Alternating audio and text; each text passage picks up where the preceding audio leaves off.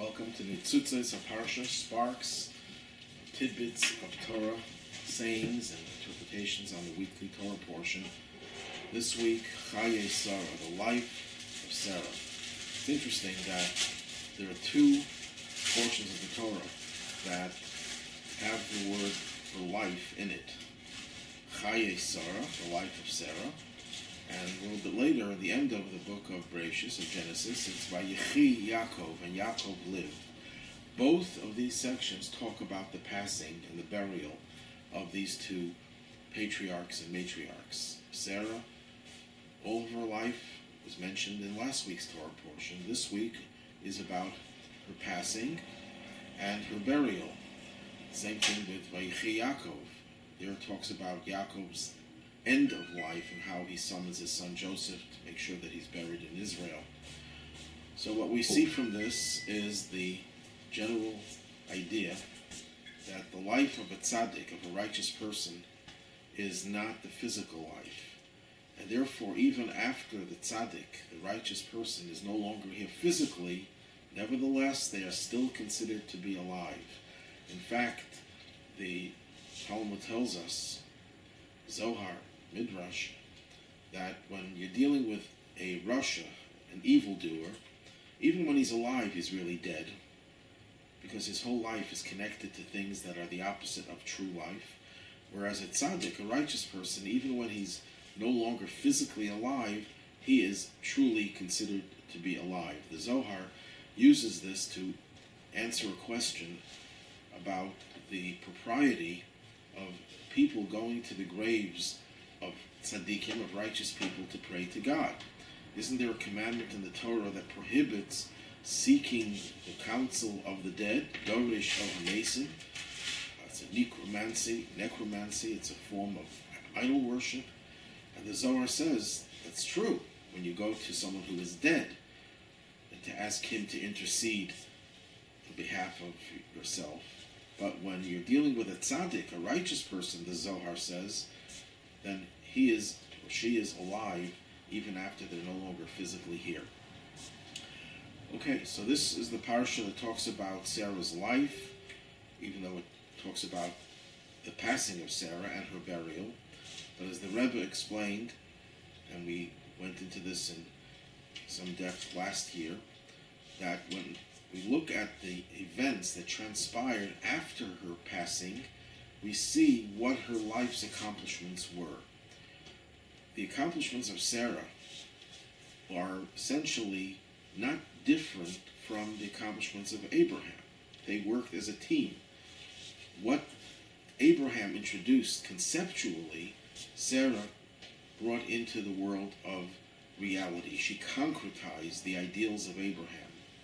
If Abraham was a generalist, you could say, Sarah was a specialist. If Abraham was a theoretician, Sarah was the one who engaged in applied spirituality, applied Judaism. And that is why that answers a question that some people may have when we start off our primary prayer called the Amidah, or the Shemona Esrei. We say, God, the God of our fathers, God of Abraham, God of Isaac, the God of Jacob. What about the matriarchs? Why not Sarah, Rivka, Rachel, Leah? Why do we always say the God of our fathers, Abraham, Isaac, and Jacob, and we leave out the mothers, the matriarchs? And the answer is that the matriarchs and the patriarchs are not two separate entities. We don't count them separately. When we talk about the blessings that are associated with the patriarchs, they were channeled through the matriarchs. They're the ones who bring the ideals down into this world. If you separate the two, when you make it sound like you have two separate, two distinct forces, you're taking the theoretical and you're keeping it separate, you're keeping the practical. If the practical does not translate the theoretical, then the practical is not really very important. And if theoretical is not translated into real life, then it remains theory and it's not really relevant, because God didn't create us in this world just to deal with theories. So Sarah is Abraham concretized. And that's why what we find in this Torah portion is, what does Sarah accomplish? Through her, Abraham has a foothold in the land of Israel. Till now, Abraham was, you could say, renting, and now he finally purchases the cave of Machpelah for the burial of Sarah that becomes his territory. Now, the Torah says that he comes and he haggles with Ephron, the leader of the tribe that resided there, Chittim, and it's an unusual haggling. Ephron wants him to take it for nothing, and Abraham insists on paying for it. It's not quite the type of bargaining that you hear about in the Middle East. And finally, Ephron, quote unquote, relents, and he says, okay, and he charges him an exorbitant amount for the burial place. And Abraham is more than happy to oblige him. Now, the question is, why does Abraham pay for this land? God promised this land to him. And we find a similar thing with King David. King David purchases the mount upon which the temple would be built, Har HaMoriah, and he paid the full price for it from a man called Aravna or Arnon. Why did he have to pay for it? It was his. King David was the king. The land was conquered. And the answer is, on a simple level, because these are such important sites, the Har HaMoriah and Hebron, the two holy places that Abraham and later on King David did not want there should be any question about Jewish ownership of these places. And the irony is that these two places are the most hotly contested places today by the people who are the usurpers who try to invade. The word Plishtim, Philistines, or Palestinians, comes from the word that means to invade, to make an incursion into land that is not yours. But there's a deeper understanding that the Rebbe explains why they have to pay full price. Of course, they could have had it for nothing. But the lesson is that when it comes to any matter of holiness, it's something that should not come gratis, should not come effortlessly, should not come for free. Because Judaism is not just about accomplishing certain things, it's about the act that you perform in the accomplishment as well. In other words, if you can do a mitzvah, you can find a way of fulfilling the mitzvah without any effort, without any expense, and you have another option to do it with effort and expense, it's preferable to do it with the expense and the effort. When great people in the past would purchase an object that was used for a mitzvah, like an esrog on holiday of Sukkot, they would never bargain. They would never try to lower the price, because they felt that the price itself, paying that price, the investment, the sacrifice, financial sacrifice, was an integral part of the mitzvah, because Judaism is about changing the physical world. How do you change it? By using the object of the mitzvah, by engaging in the performance of the mitzvah, by investing time, blood, sweat, and tears, as they say, and finances into the performance of the mitzvah. So here, such important places, the burial of the patriarchs and matriarchs, the place upon which the temple would be built, they wanted to go out of their way to pay for it, to invest their finances in it. So Abraham comes to Hebron to eulogize Sarah and to cry for her. And after the burial of Sarah, the Torah tells us that Abraham was getting old, and he came with his days, and God blessed him with everything. And that's when he summons his servant Eliezer, and he asks him to swear that he will go to Abraham's birthplace and find a suitable wife for his son Yitzchak, for his son Isaac. Let's first focus on the words. Abraham was old, and it says he came with his days. What does that mean, to come with your days? It's the literal translation. Obviously, if he was old, he lived through many days. But many people could be chronologically old. The passport will say that they're 100 years old, but if you ask them how many days of their life were filled with meaning, they will not be able to give a very high number. Abraham, on the other hand, every day was filled with activity, with positive actions, kindness, hospitality, prayer. All the mitzvahs that he did were all performed on a daily basis.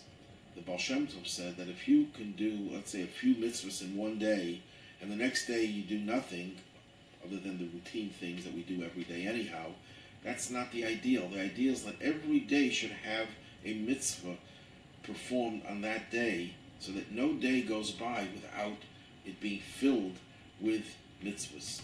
And the logic behind that, the philosophy behind that, is that Judaism doesn't only view space as an entity that exists, that you have to mold and shape and fill with meaning, like you take a house and you turn it into a dwelling where you serve God, where you pray, where you study Torah, where you do acts of kindness, hospitality.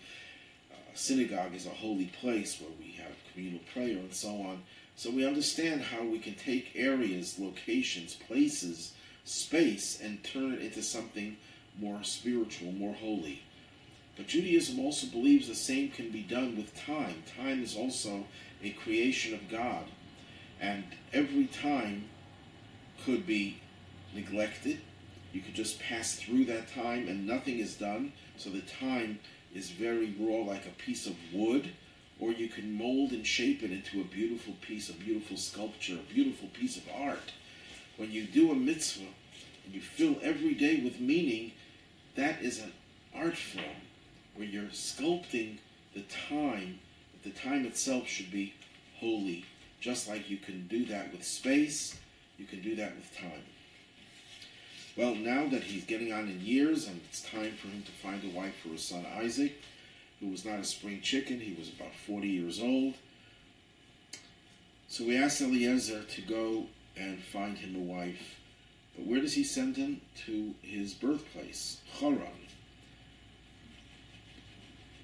His father's house, his birthplace. There's some controversy about where was Abraham's real birthplace. Was it Haran? Was it Ur Kasdim? But we won't go into that right now. Just suffice it to say that he wanted him not to find a wife from the Canaanite people. In fact, Eliezer, our sages tell us, had a daughter, and he would have loved to become Abraham's son-in-law, Abraham's mechutin, so that his daughter would become Abraham's daughter-in-law, rather. But Abraham said, no, I don't want my son to marry a Canaanite woman. Now the question is, why not? Eliezer was apparently a very loyal, faithful servant to Abraham, and according to the oral tradition, he actually taught Abraham's teachings, spread them around, propagated them to people that Abraham himself did not reach. So what would be wrong if Abraham's son, Isaac, would marry Eliezer's daughter? So Abraham says, no, I can't allow members of my family to marry into the Canaanite tribes. So you'd say, well, the Canaanites were idol worshippers. Well, first of all, Eliezer's daughter was probably not an idol worshipper, but the people in Haran were idol worshippers. Lavan, the father, the brother of Rivka, and the father of Rachel and Leah, was an idolater. Torah makes it very clear that he had what is called a teraphim in his house. So why would he prefer getting a bride from a place where we know for sure they were worshiping idols, instead of a daughter of his servant Eliezer, who was probably a monotheist and did not suffer from the same ideological perversions of the people in Haran?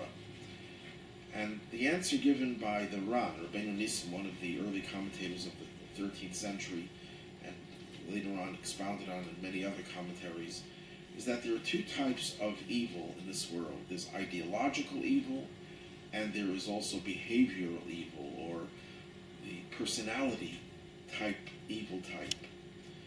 When a person is an idol worshiper, that really means that that person is ideologically challenged, to put it mildly. If they can believe in an idol and worship the idol, that shows there's something wrong with their ideology, with their belief system. then there are people who are morally deficient. They're naturally cruel, naturally disposed towards looking down at other people, and all the other vices that demonstrate a defective character. The difference between these two evils, they're both bad. The difference between ideological evil and moral evil is that ideological evil is not hereditary. It's not in the DNA of a person. It's something that you learn. So you could always take an idolater and see to it that they can change their belief system. Certainly you can take their children who are not idolaters and say they're not going to inherit it. It's not in their genes. It's not a genetic thing. But when it comes to cruelty, when it comes to other moral deficiencies, those could be embedded in the very genetic code of the individual. They're hereditary. If you see a cruel person, there's a likelihood that the children, even if it's not something that they're initiated into, even if they're far away from their father, there's always that genetic code. Of course, you can always overcome it. Judaism does not believe that anything is programmed in us that we can't get around it. But nevertheless, Abraham was concerned. The Canaanite people were known as a corrupt people. We know that the first person called Canaan, Noah's grandson, was the one who actually saw Noah in his exposed, compromised state. And he's the one who came running to tell Noah's sons, and Noah cursed him that he should be a slave to his brothers. It seems that this man was a very, very corrupt person, morally speaking. And that's why Abraham didn't want a family that had that stigma attached to it. Rather, go to Lavan and Besuel. They were idolaters, but the daughter Rivka was not, and it's not something that would carry over into the next generation. So Eliezer comes and he makes this incredible condition. He says, if the girl who will not only give me water upon my request, but will also offer to give water to the camels, she is the one that God had in mind for my master's son. And of course, that's exactly what happened. Rivka was a paragon of virtue, of kindness. She fit directly into the household of Abraham. And he then goes to speak to her father and her brother. And as soon as they hear the story, how everything just fit, they were silenced. Actually, they were better than silenced. They said, Ma'ashem yatsa hadavar. This must have come from God. This is in chapter 24, verse 50. Lavan and Besuel answered and said, the matter stems from God. We can say to you neither bad nor good. Here, Rebekah is before you. Take her and go. And let her be a wife to your master's son as God has spoken. And of course, Eliezer was grateful to God. He gave them gifts. He gave her objects of silver and gold and garments and delicious fruits he gave to her brother and her mother. They ate and drank, and they spent the night. When they rose the next morning, he said, well, send me to my master. He was willing to go now. And her brother and mother said, let her remain. Let the maiden remain with us a year or 10 months. Then she will go. Then he said to them, don't delay me now, that God has made my journey successful. Send me, and I will go to my master. And then they said, let's call her and ask her. All of a sudden they became feminists that thought that women have a right to have a say whether they want to get married to someone. They never said that until now. What happened to change their attitude from saying it came from God, we can't say anything good or bad, and all of a sudden they're now saying, well, let's wait 10 months or a year, and we have to ask her if she wants to go. So the Rebbe explains that what changed was the fact that it was customary from the time of betrothal until the actual moving in together, living together, that they would spend 10 months or a year in preparation for the wedding. That was the custom. The custom was held in very high regard in those days. People would kill before they would violate a custom. Lavan Rivka's brother later on, when he tricks Jacob and gives the Leah instead of Rachel, he says, well, it's against the custom to marry off the younger daughter before the older daughter. All of a sudden he became a saint and he has to follow custom. But that was not just feigned piety, that was an ingrained thing that you had to follow custom. And all of a sudden, Eliezer is defying the custom, says, let me go with her now.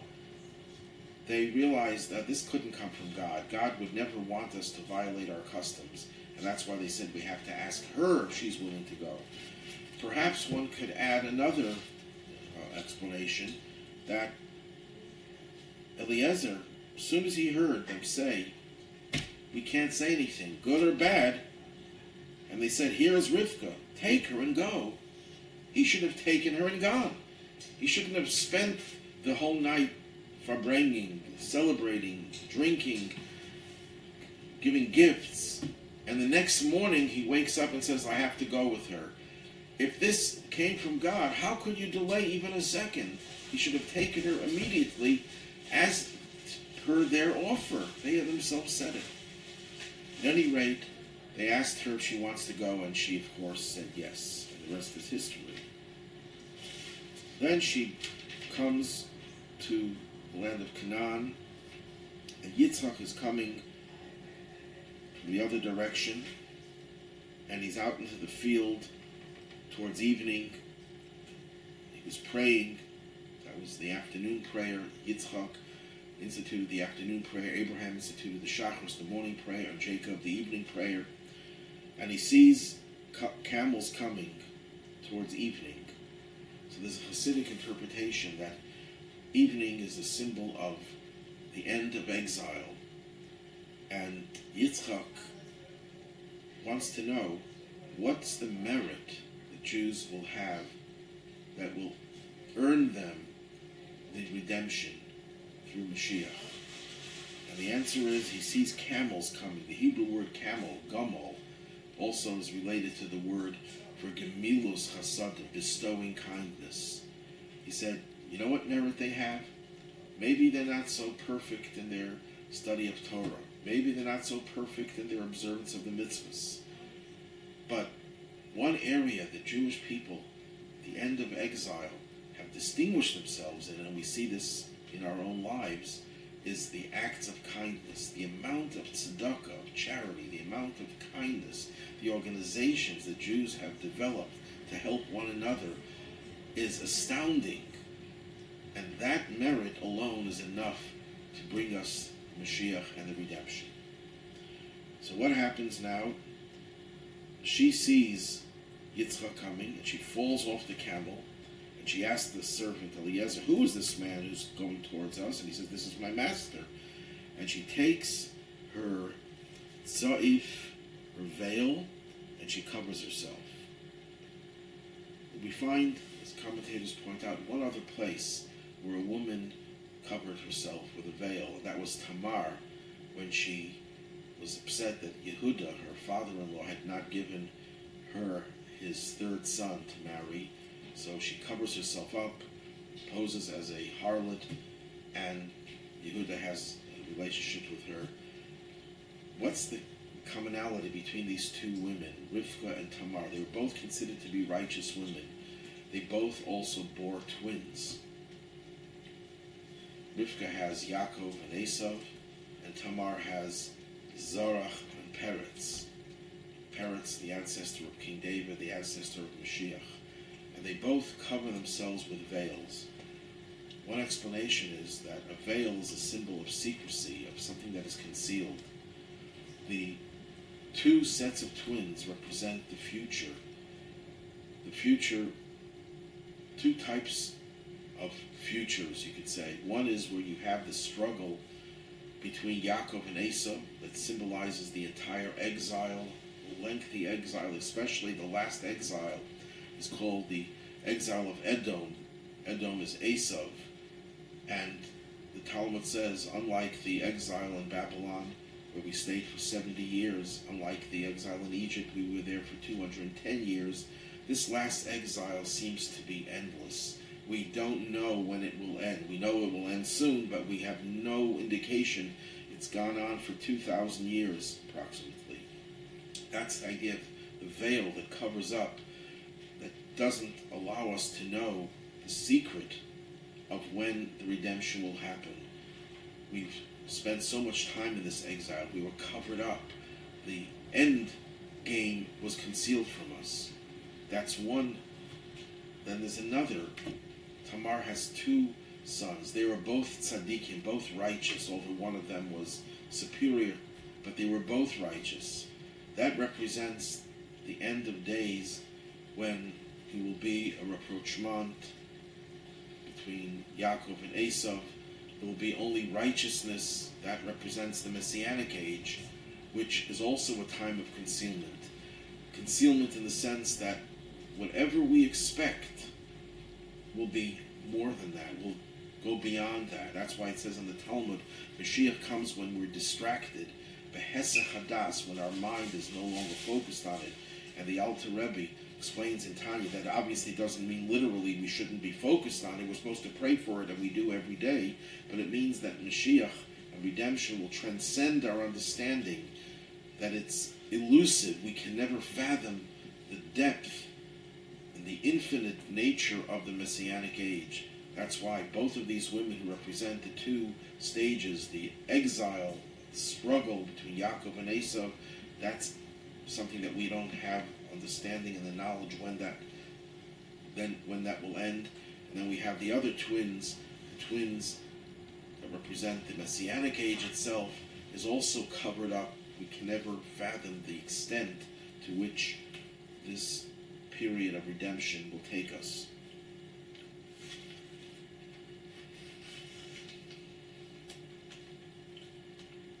The end of the Parsha, the Torah, talks about Abraham's passing.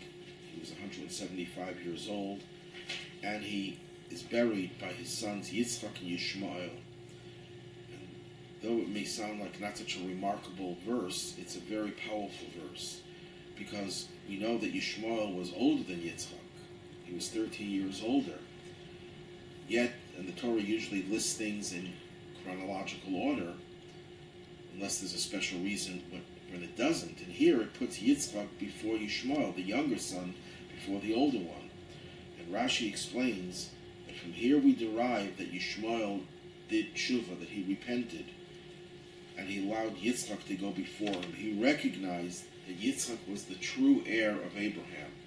You know that the struggle between Yitzchak and Yishmael was about inheritance. It's about who will represent Abraham and his legacy. And Yishmael considered himself to be the senior son. He used to pride himself that he was circumcised at the age of 13, and Isaac was only 8 days old when he had no choice. And he was thrown out of the house because he was fooling around with Isaac, trying to kill him, as our sages tell us. So he was not exactly the model child, but at the end of his life, after the time Abraham passed away, at the end of Abraham's life, that is, Yishmael did tshuva, he repented. And we now know, based on other comments of Rashi, that Abraham's father, Terach, who was an idolater, at the end of his life, he did tshuva, he repented. His wife Hagar, who became an idol worshiper after he sent her away, returned, and she became a very righteous woman. And his son Yishmael likewise did tshuva and became a righteous person. And the Rebbe explains that's because Abraham's appeal was not only to strangers, but he had the effect on his own family members. Sometimes it doesn't work that way. Sometimes people who are extremely successful in influencing and inspiring strangers, I know people who are so dynamic and charismatic that they influenced hundreds, maybe thousands of people to become observant, to get closer to Judaism, but they couldn't influence their own family members, because sometimes it's the most difficult thing to have that effect on those who are closest to you. Abraham passed away with a legacy of strangers, and his own family were all on the right path as well. Have a good evening and a good Shabbos.